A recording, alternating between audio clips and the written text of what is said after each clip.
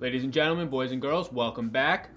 Today in this video, I'm going to be doing something that I did earlier in the season with some of my cash game lineups, but I'm just going to kind of review the week. So I'm going to review that divisional round. It was our last full slate, I guess you can say, a 4-game slate. Now we got these little 2-gamers, which I have in the description below. You can download if you haven't already, a PDF. It talks about small game strategy in there. You can find that below. I'll link it like right up to the top so you can find it easily just by scrolling. You don't even have to hit show more. But if this is your first time here, welcome to the channel. My name's Sal Vetri. What I do is I talk about DFS slates, some strategy. I like to try and be the optimal contrarian, set yourself up for the best situations possible. So if this is your first time here, consider subscribing, and we're going to kind of review this past week, and then there's also going to be a video taking a first look, and then later in the week a deeper look. So that's kind of the schedule at this NFC Championship week. So NFL is definitely the main point of this week. So yeah, let's just kind of review this previous week. So the main thing that I want to kind of talk about is quarterbacks pricing right now and just quarterback scoring in general in the first 2 rounds of the playoffs. Obviously a small sample size. I didn't get to do it, and I was trying to dig up last year's stats on this type of stuff, Draftkings wise, for points. But the last 2 weeks, it's been those cheaper guys who have been scoring high. And I mean, quarterback's one of the most variant spots. I mean, football's very variant, but quarterback's one of the most variant positions in the game. Anybody can score 20 points any single week because all it takes is hitting that 300-yard bonus. All it takes is throwing 3 touchdown passes. And that could happen for any quarterback any week because most quarterbacks, at least the higher tier ones, definitely the ones in the playoffs usually, are going to get that at least a few times this season, if not more. You got a guy like Patrick Mahomes, Andrew Luck doing that, multiple touchdown passes in the majority of their games, guys like Brady even doing that. So Rivers, I mean, these are the guys that are left, have been left in the playoffs coming into this weekend. So you had guys who were higher priced, like Patrick Mahomes, things like that. They were higher priced. Andrew Luck, this past week, they're higher priced, and for a reason. They're in a better matchup. They're probably the better quarterbacks for the entire season. But some of those lower priced guys were the ones that balled out, right? I mean, we had Philip Rivers leading the slate. He had 3 touchdowns, 330 yards, by far the best game of the weekend. Patrick Mahomes and Luck didn't hit 20. Luck didn't even eclipse 13 points.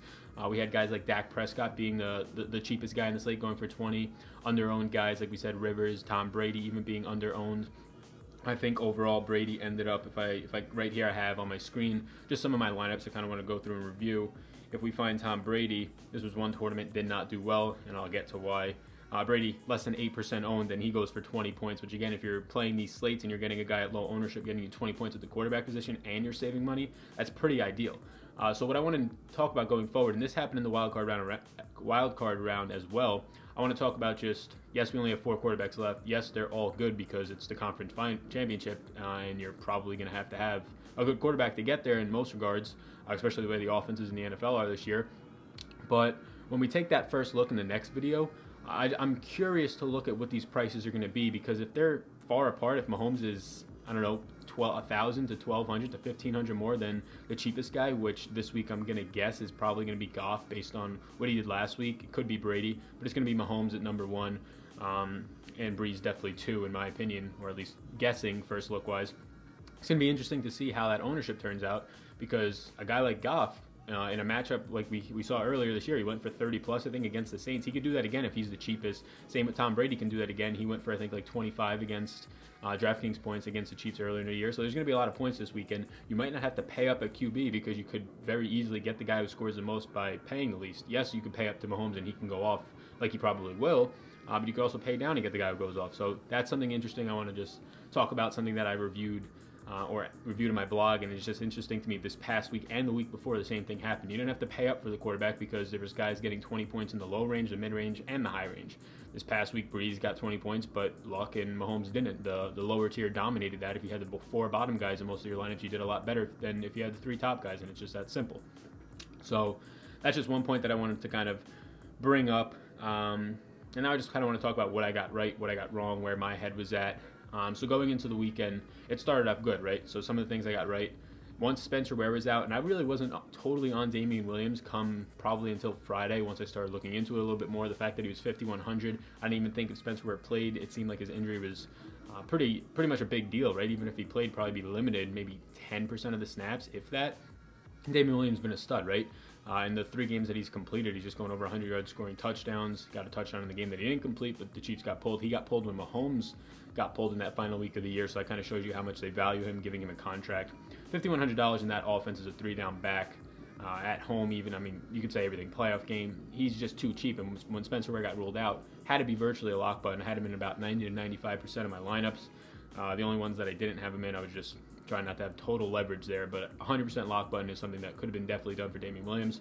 And it probably should have been, as he went for 29 points. Didn't end up being the highest scoring guy at the position due to Sonny Michel, which I'll get to as a mistake.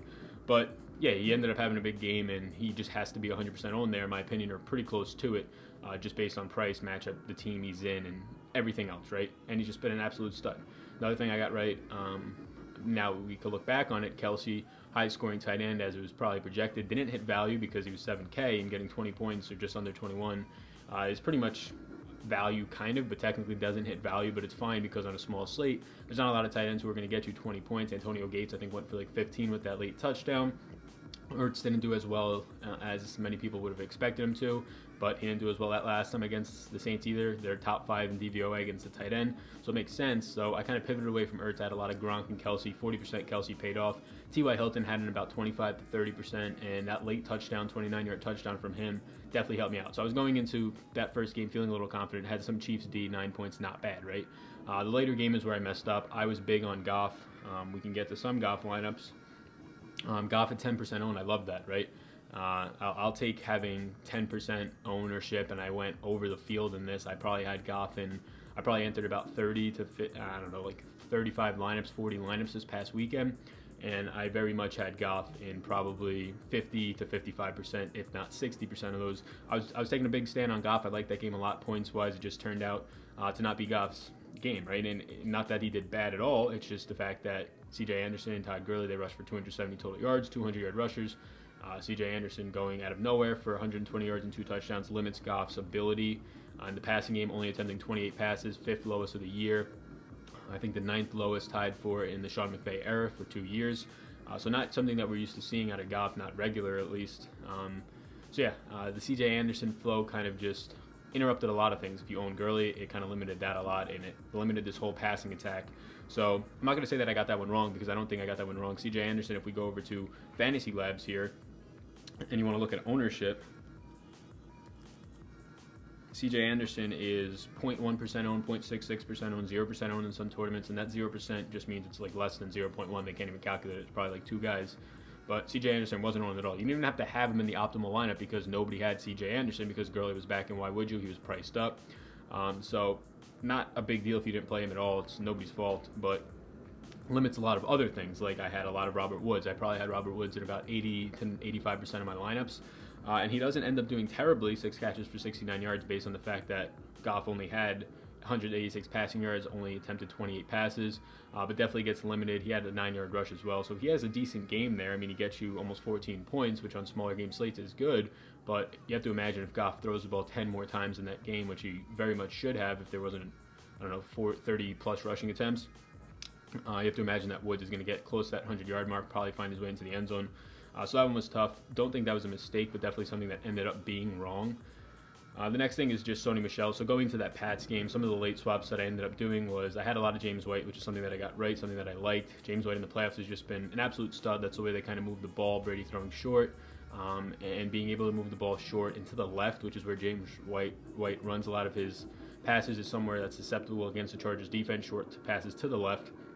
We'll talk about that more moving forward against the Chiefs now and how that looks for White. But I got that right. I mean, I just like the 15 catches. I like the opportunity for him to see double-digit targets. 15 catches is just remarkable. Just misses the 100-yard bonus, which is tough, but he ends up doing really well, right?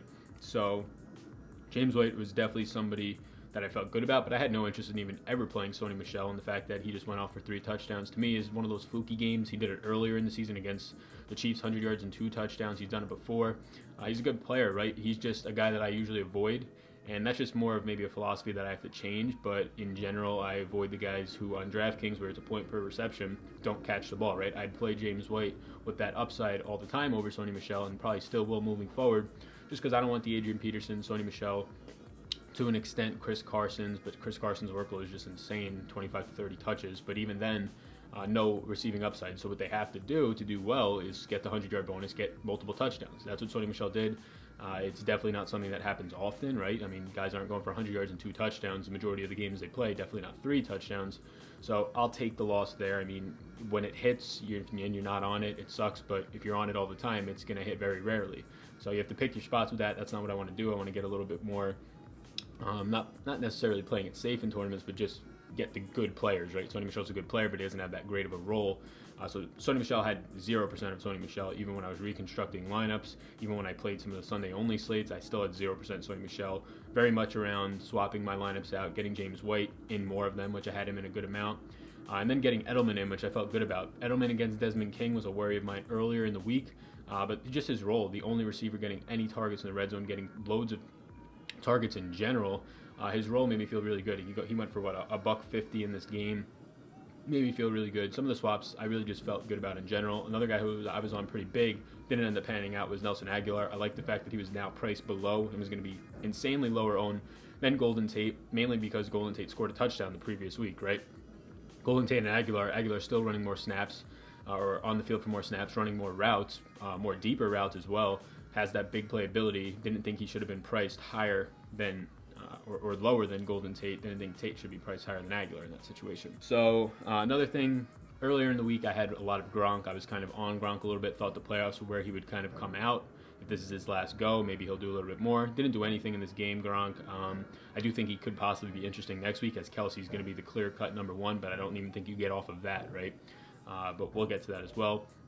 So Gronk, I ended up pivoting off of on a lot of my late-game swap lineups. I got some Ertz there. Coming down to guys like Sony Michel off of some other guys just to try and differentiate myself, set myself up a little bit better. But I did leave some Gronk, and those lineups were just dead. We can see this lineup here, actually. I ended up getting Gates at 1.8% owned, and that helped this lineup cash. I didn't even know I had any Gates. But yeah, Gates had 41 yards on 5 receptions and 1 touchdown. So that's just the idea of late swapping. We've talked about it in previous strategy videos. It's just you have a whole extra day in these NFL playoff slates, at least the first 2 rounds to late swap. Set yourself up for ways where there's going to be low ownership, like a guy like Gates coming in at less than 2% owned, but he ends up being the second highest scorer on the slate for close to like, what, $4,000 cheaper off of Kelsey, who was the first or the highest scorer. So definitely a good position there. So yeah, another thing getting right was just getting a lot of Brady in my lineups. I like the fact he got over 300 yards. You can see right here, 343, got a touchdown.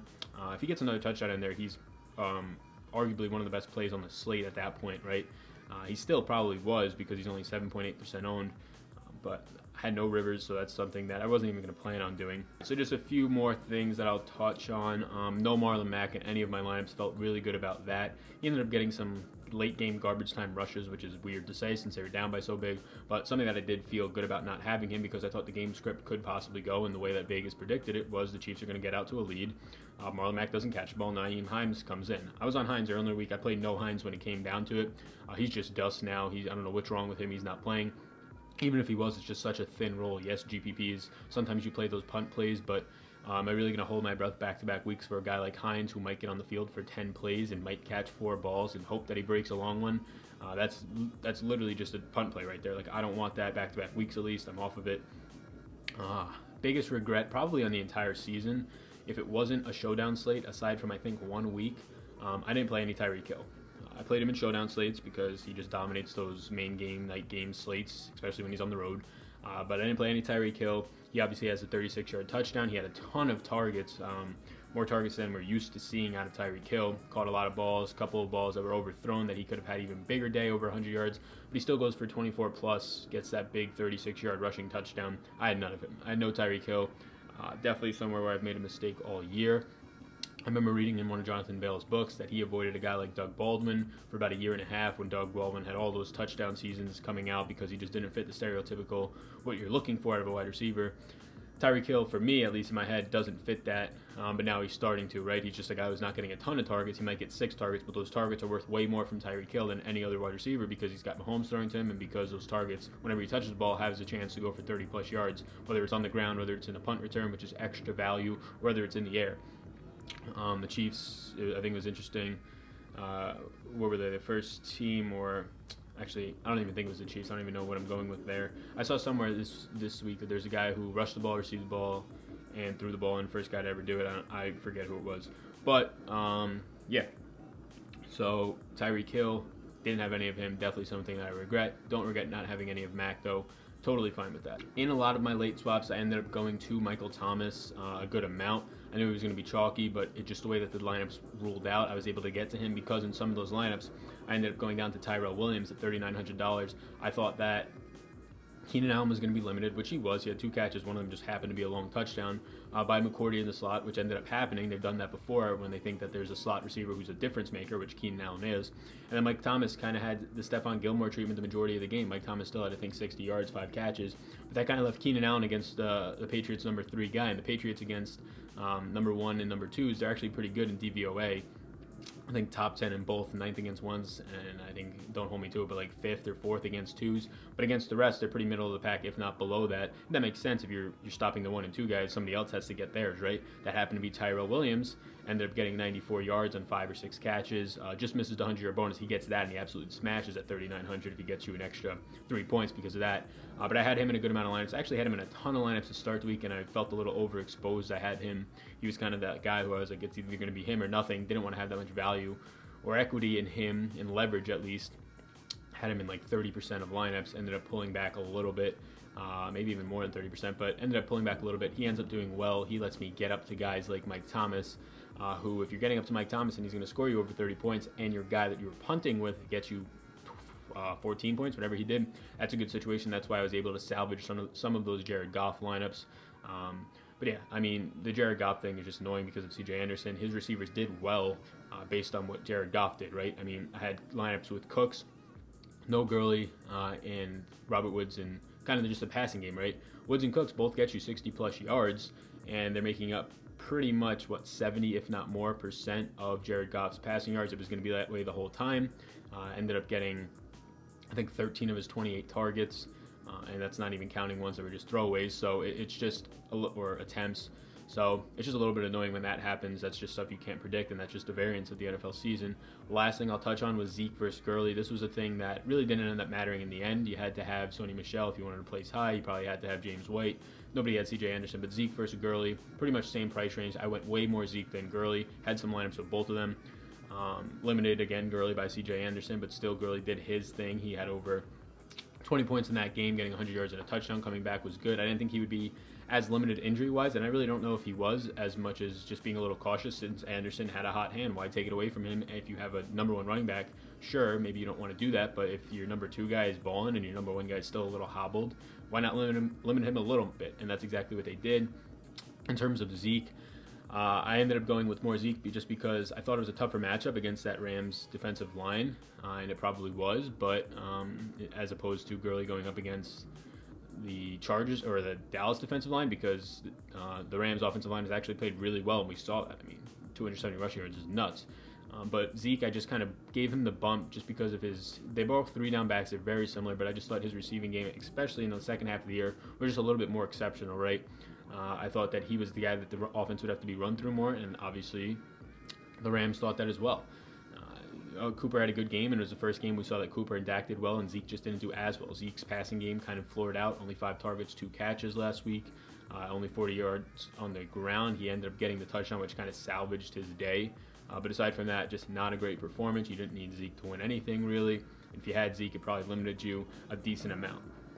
So that's something moving forward, but I think if those teams play 10 out of 10 times, like I wrote in my blog, I don't think that we see the majority of the time Zeke being held below 20 points. I think that was just one of those off chances, and just the way that game script kind of went in that game where the Rams got out to a lead in that second half and they kind of dominated the game. Zeke's passing game just didn't come alive. If Zeke gets a normal passing game, and normal meaning the second half of the season like we've seen out of him, instead of getting 5 targets and 2 catches, it'd be more around, especially in a trailing game, 8 targets and 5 to 6 catches, which right there, that swings a bunch, right? That's probably a 5-point difference if he doesn't even get in the end zone. So that's a lot. That gets him to that 20-point range. And then we're not even having this conversation because he's right where Gurley ends up getting. So those are just some of the things that I feel like I hit on, some things that I didn't. And it's also important to kind of reflect on these things because you can analyze what your strategy is, and you're not just throwing up random lineups and doing the exact same things that got you in that situation in the first place, right? Analyze your decisions. I'm not feeling bad that I didn't play, obviously, C.J. Anderson. Nobody played him. Like 5 people played him, probably.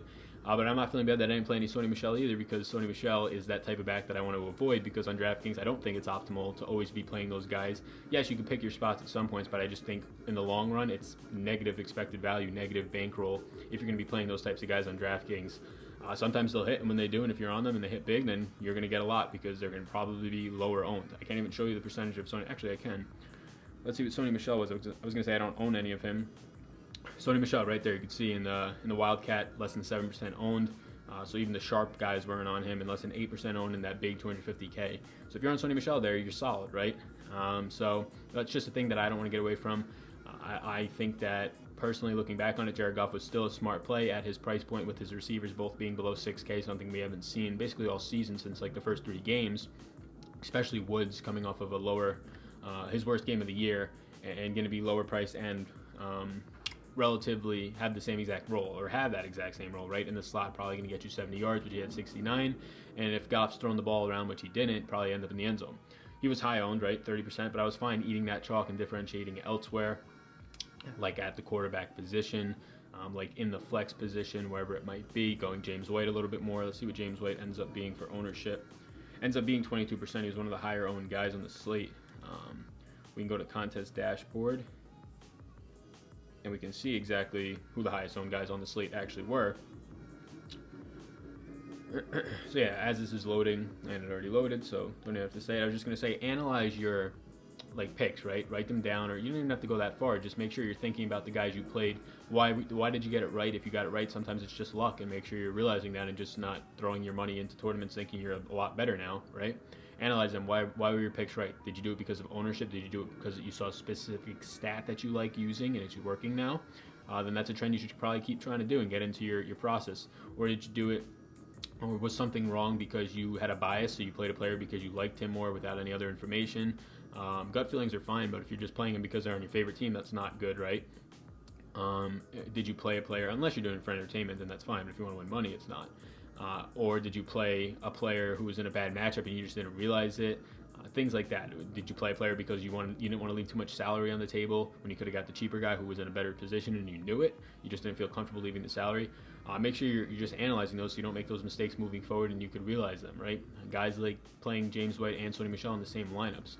Did you do that because you thought there was an upside there? If the Patriots got out quick with James White, then they would go Sony Michel, which didn't happen, but it ended up working for you. Whatever it might be, make sure you're analyzing it and realizing what you did. Stack Seeker, we could just see the most highest owned players in the slate. Wow. So this is in that 250K. I didn't even realize this. Marlon Mack was 43.82% owned. I had zero, squat, no Marlon Mack. Didn't want any of them. Not at his price range. Not with Damian Williams. This says Damian Williams 4,900. This has to be on the wrong thing, right? No, this is the main slate. That seems wrong. I thought Damian Williams was 5,100, but maybe I'm mistaken. Yeah, this is the $20. This is that main one. All right, but anyways, Damian Williams second highest owned. That's fine. He's 40% owned. I had 95%. I'm fine outweighing the field there. Kelsey high owned as we expected. Kamara higher owned than I thought. Getting down here, we see that Hilton was 31%. Pretty much matched the field there. So yeah, you can see that James White is 1, 2, 3, 4, 5, 6, 7, 8, 9, 10, 11. So just outside the top 10. That's fine. I'm playing. That's not even chalk to me on a small slate. If he's the 11th most owned guy, he's like what, the 4th or 5th most owned running back. That's absolutely fine for me. If he's 5th most owned running back on a short slate where there's only 8 starting running backs, that's not even chalk in my books. You're going to have higher ownership on these types of guys regardless, because there's only 4 games to choose from. Even less now with these 2 games, and that's what we're going to kind of close on. We're going to get over right now. I'm going to shoot this first look video, see what we can do. If you're still following and watching to this point, I appreciate it, guys. Please hit that subscribe button. Trying to go for 1,500 by the end of the year. And by that, I mean by the Super Bowl, so a couple weeks. If we can get to 1,500 by the end of this week, we need like 150 more. That'd be a great push. We've done it before around Christmas. Let's do it again. I appreciate it, guys. First look video coming very soon, as in right after this. So thank you. Peace.